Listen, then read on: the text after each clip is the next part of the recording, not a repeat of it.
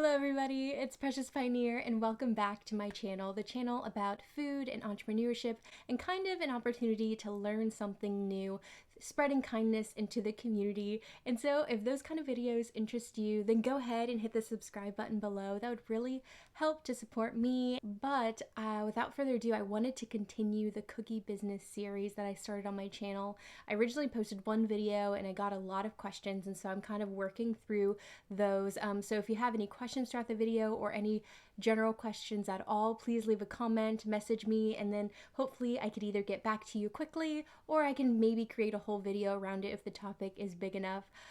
Without further ado, today's topic is about creating an online cookie business online. So you're at home making cookies. Disclaimer, it's a lot of my videos are centered around cookies because that's my own personal experience. I created a cookie business.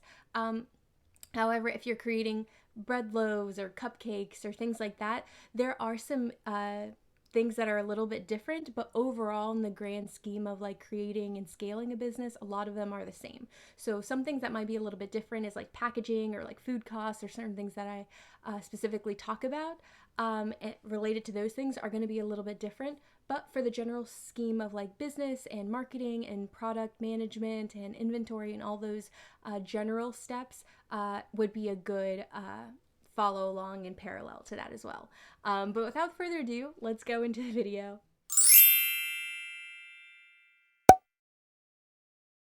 Okay, so I have received a lot of questions regarding how to sell baked goods, specifically cookies and cupcakes online.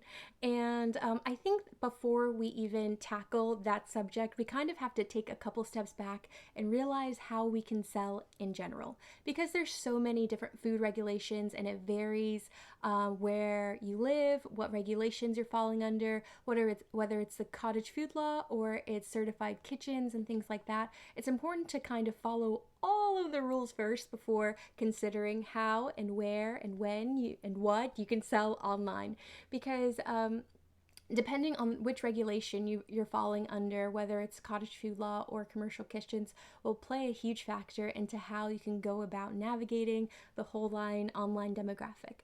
Though there is a disclaimer on there, no matter where you live, no matter what location, it's completely legal to market yourself online, if you wanted to create a website to market, or a Facebook page or something to say like, hey, I sell cookies and things like that. That's completely legal. If you want to just create something as an ad to promote your brand, if you want to create an Instagram page with all of your baked goods and things like that, you're completely able to do that. It matters where and when your money is changing hands. That's where you really need to pay attention to, because there's different rules and regulations regarding that specific hand changing interaction, okay? Okay, so the first thing I think we should talk about and clarify is the two different locations at which you could sell or make your cookies or your baked goods, and that's under the Cottage Food Law or in certified commercial kitchens. And so I'm going to talk about the difference between the two and the different regulations that kind of are associated with each. And again, it really depends on your location and what you're selling. So going into the Cottage Food Law, I think it's the perfect thing if you're just getting started. That's what I did. It's free $99, and that's usually our budget when we're first starting off. We only want the overhead of ourselves, the inventory of how much it costs to make it, and then maybe a little budget for transportation, packaging, and distribution, and that sort of thing. Maybe some marketing if you really want to pay for ads and things like that, but most of it's all done by hand. You're like running it by yourself, and that's kind of the initial goal when you're starting off. You want to keep your costs very low. That way you can use that extra money for the highs and lows of starting a business. Maybe you burned a batch in trial and error, or you want to experiment and test and all these different things. You need to have a secure budget just for that alone. So you want to keep your costs very low, and that's why I think the Cottage Food Law is a really good start. Now, what is that? It depends. You have to look it up based on your state, based on your location. And I cannot stress that enough. My Cottage Food Law fell into Florida. And so some have stricter cottage food laws, and other ones are a little bit more lenient on what you can and what you can't do. It's like 4 pages long. It's very important to read all of it, because if you get caught red-handed with not following certain things, then you can get in trouble, which is not good, especially when you're first starting out. It's just important to note. So a lot of things that fall into the cottage food law are baked goods, things that are not perishable. It's really what it's like falling under. It gives it home baked people, artisan people like me and you and I, to have a fair space in the market without having to invest so much with so much red tape, getting an LLC and like all these other things that cost a cool $300 just before you even can sell anything, you know. So it's kind of a good starter program if you want to like create something that's non-perishable. So that's usually going to be like breads. There's honey in that category. Muffins, banana bread, you know, like cookies is one of them, and that's really what I want to highlight. And some other nuts and seeds, granola, you know, those sort of things kind of fall into it. It very specifically says you can't sell any meat, perishables. If you bake with fruit, there's notes for that, because it kind of bakes in the fruit, and so it is certified like not as perishable as if like you were to bake something and then put fruit on top. Like that's not allowed. And there's some other rules, like you have to basically label it saying, this was not made in a certified kitchen, I am following the cottage food law, something like that. And then you also have to write all the ingredients that you put in it, and then your home address or something like that. So basically, when you sell this product, you're letting people know like, hey, you know, I made this in my home, I made it with love, like, I hope you like it, blah, blah, blah. And you can pitch it like the home small business, which is what I did, because some people get really weird with all of the it's like a serious label you have to stick on it, because it's basically letting them know like, hey, it's not completely certified or whatever, and eat at your own risk, I guess. That's basically what it's telling you, but it could really help with your brand, because like I said, it's free 99 to just get started, and I think that's really impactful if you want to sell at markets. You also have to think about distribution, so that brings me to the online portion a little bit. Depending on the state, if you work in the cottage food law, sometimes it says only person-to-person exchanges. Like, hey, I see you, I'm exchange. It's where the money is transaction. Remember, I said the hand. You know, like think of that. Like that's really what it comes down to when it comes to the online market. So when you're under the cottage food law and you're exchanging money, a lot of regulation. One of the rules is that you have to be person-to-person.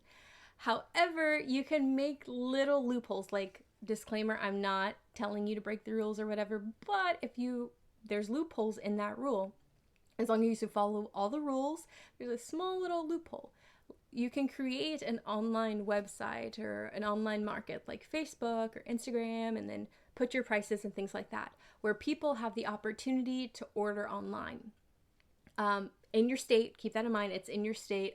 With the cottage food law, you can't exchange money out of state, like, so you can't ship them. Like Etsy's like a weird rule. You kind of have to read their liabilities when it comes to that, and the regulations when it comes to that. But if you fall under the cottage food law, it's important that it says person to person.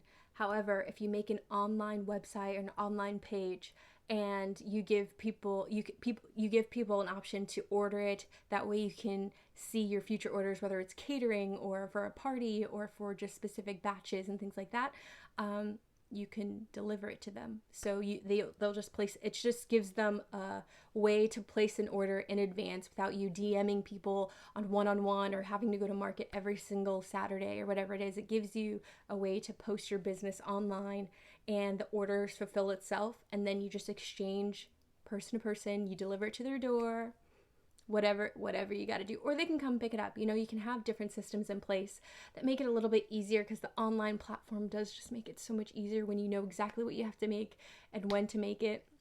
Markets are a little bit not sketchy, but some days you sell a lot, but some days you could sell nothing, or it could rain, or different things, and then that's all your inventory that kind of just gets chalked up, you know. So you have to like really, or if you don't make enough, and then, you know, you sell out, and so sometimes it's just not worth your time putting in all that effort to go to the market. So online cottage food law, I think the gist of all of that, what I just said, is to make sure you read it very thoroughly, and it really depends on what state you're in. Okay, go with this flowers, man. Okay, going into commercial kitchens. Commercial kitchens are actually so cool. That's where I work. All restaurants, certified kitchens. Usually you have to make a schedule depending on who owns it, and then you rent it out for hour slots, things like that. And the thing with the commercial kitchens is that you can't double dip. If you're in the cottage food law, you can upgrade to go into the commercial kitchen and start paying for those hourly schedules of when you can bake your baked goods, but you can't like double dip. The reason why is discrepancy with your brand. Like people don't know what you're getting, so you can't just be like, oh, I can't afford this anymore, let me go back to cottage food. Like there's rules against that, and so it'll question like there's no telling on what your customer or your guest is getting. So once you make that leap and start paying for the commercial kitchen with your brand and your company, it's really hard to go back to the cottage food law and the free 99 area. So that's really important to note. What I could say about the commercial kitchen is that that would be like your level 2 of like leveling up your business once you've identified your target market and all these other things, and you can't make batches in your home anymore because the demand has like skyrocketed or whatever it may be, or you decided that you want to sell online. So in that case, that is when you have to pull a lot of strings to be able to make sure your scheduling is really great on the times that you're going in for that hour or two to do your batches of baked goods. Also, you have to do all your packaging, you have to keep all your inventory in that commercial kitchen, and you have to rent that shelf space, which is like a whole nother thing. I think they do it on a day-to-day basis, and I think I was paying maybe like $5 a day to rent a shelf to keep all my flour, and then you have to rent the fridge space to keep all of your eggs and all these other things, because all that stuff cannot just come back home with you and then go back to the kitchen and then back home with you or whatever it may be. Like they really regulate they need to keep track of where all your where the supply chain of where your food goes before it becomes your actual product. Because like if you're going grocery shopping and you put in your car and then you bring it home and then you bring it to your friend's house and you bring it to the commercial kitchen and then you bring it back, like there's no telling like where that food went. And so it's very important that you track all of that. And so it becomes a bigger duty of responsibility on managing where your food goes, which is really important. And then that's how you keep up with your regulations that you need to sell online, which I guess is what this video is about, to sell online. And so that's how you go about it. I would recommend going to the FDA and looking up all your regulations and things like that and certifications that you need to be able to sell online, because food is such a finicky thing that different states have different rules, and so you need to make sure that you're checking all of the boxes, because it's also one of those things, if someone were to get sick or someone were to have an issue with the product that you produce, like packaging and all these other things, you want to have something to fall back on. You need to make sure that you're following all the rules, checking all the boxes. I cannot stress that enough. There is no shortcuts when it comes to food. And so selling cookies online can be a little bit tricky unless you're doing it. You can do it under the commercial kitchen as well to sell online and then sell locally. In fact, that's a lot better sometimes depending on your demand. I know I used it a lot when I had wholesaling. That was really cool. I recommend that. A good way to use it, because once you have the commercial kitchen, then you could use that as backing to reach out to your local coffee shop, your local Whole Foods, things like that, and you can let them know like, hey, I'm making these cookies and baked goods and products or whatever, and you're certified because you're working under that commercial kitchen. You have that strong backing, and then you're able to go into wholesale and things like that. It's just that when it's selling online, you really have to look at the state laws and what the FDA approves.